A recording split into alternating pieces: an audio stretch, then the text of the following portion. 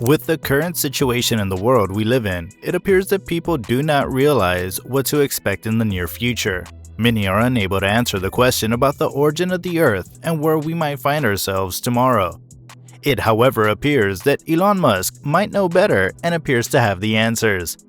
In this video, the SpaceX CEO talks about how the Earth might not exist in the coming years, and that there's a need to explore the red planet that is ready to replace the Earth.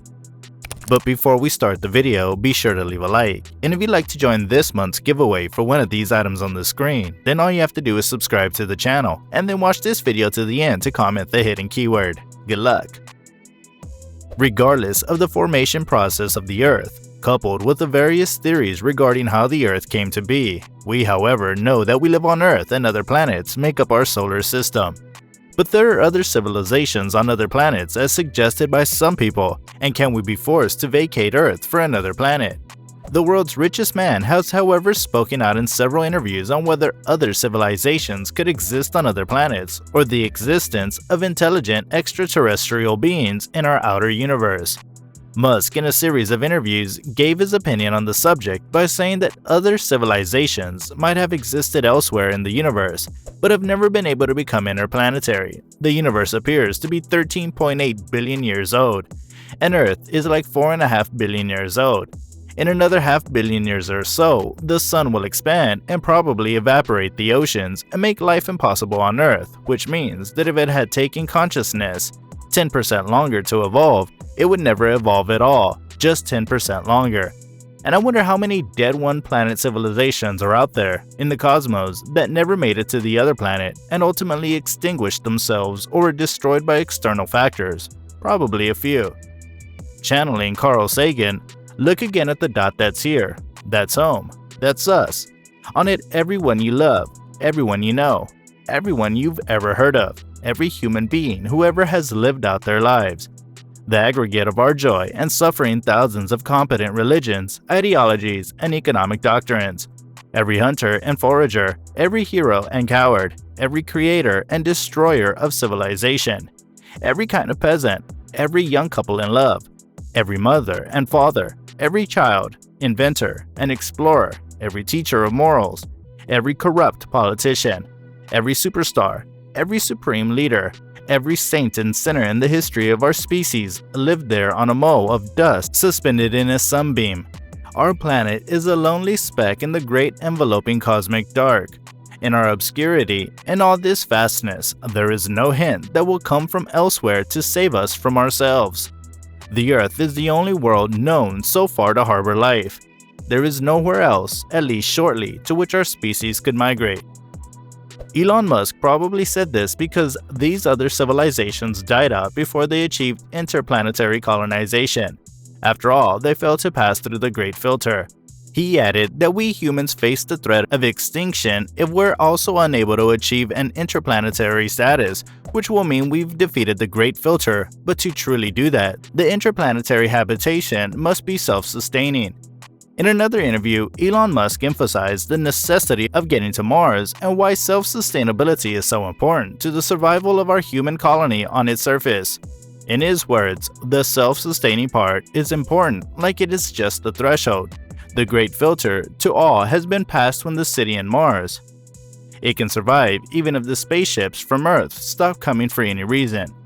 It doesn't matter what the reason is, but if they stop coming for any reason, it will die out.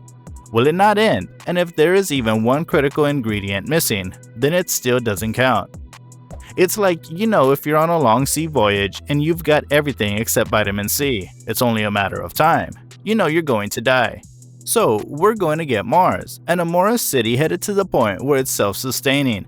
I'm not sure this will really happen in my lifetime, but I hope to see it at least have a lot of momentum. And then you can say okay. When asked what the minimum tonnage necessary to have a self-sustaining city would be, Elon Musk responded, "I don't know, it's probably at least 1 million tons because you have to set up a lot of infrastructure on Mars.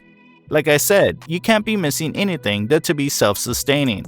You can't be mistaken as you need, semiconductor fabs, you need iron ore refineries, like you need lots of things, and Mars is not super hospitable. It is the less inhospitable planet, but it's definitely a fixer-upper of a planet. There might be some great planets out there, but it's hard to get there, way too hard.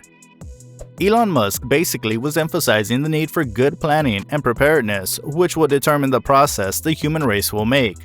Put it this way, a lot of research and engineering will help humans to figure out all the necessary technologies and tools we will require to build a sustainable habitat. Nobody wants to get there and place our survival on trial by error, if you know what I mean. Another thing that might be worth looking at would be the likely situation on Mars if we ever get there. Aren't you anxious to find out what living there would feel like? The journey to Mars is fairly long, and many people who choose to make the journey will likely never return to Earth. Anyone born on Mars will likely not be able to leave, maybe due to the significant health issues that would suffice should they try to. The habitat must also have food, shelter, and drinkable water for those planning to live there. Not an easy feat if you ask me.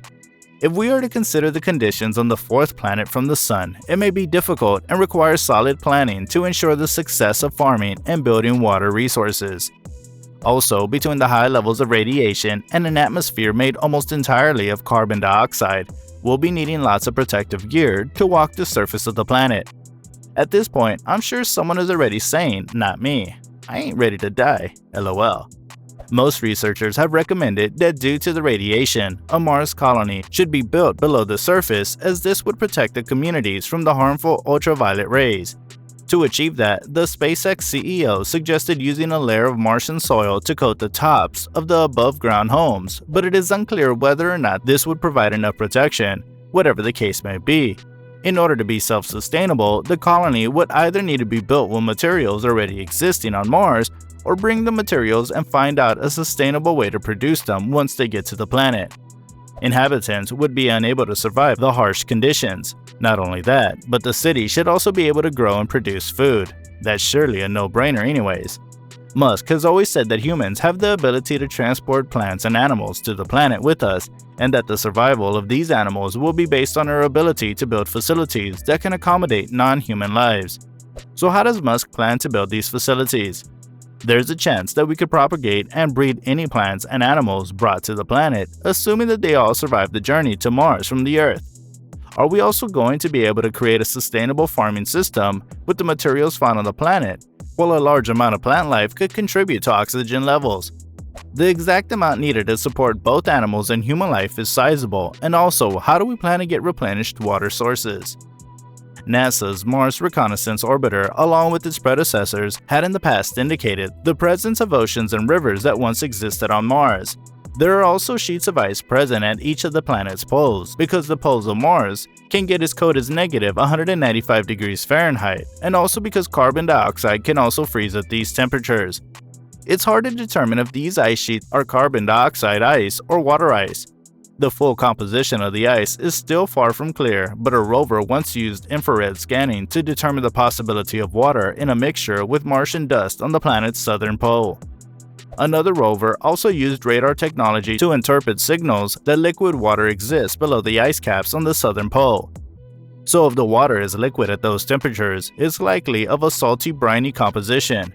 So if there is really a presence of water on the planet, but it's just unclear what kind and how it could be used for humans and animals that will live on the planet. Another issue to be addressed would be the idea of terraforming, or fundamentally changing the atmospheric pressure to make Mars livable without the necessity of life systems or breathing apparatuses. Mars's atmosphere presently is composed of carbon dioxide and so thin that any human or animal would die very quickly without the right equipment. Some have proposed the release of carbon dioxide that is currently trapped within the planet's surface. Elon Musk in 2015 had even proposed dropping nuclear weapons above the planet's poles to melt the ice that currently exists there, but another study published by NASA in 2018 indicates that there's not enough carbon dioxide on Mars to increase the atmospheric pressure to a level that will make it livable. The future is bright though, because even though we currently lack the necessary technology to terraform Mars, it's only a matter of time before we achieve that.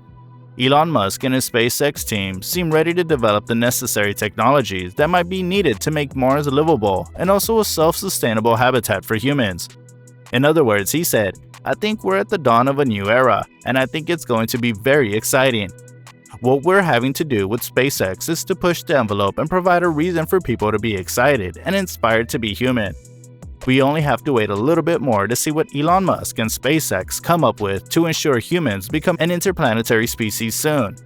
His records in space exploration are evident to all, and we only have to keep our fingers crossed to see if this will be another feather in his exploration hat.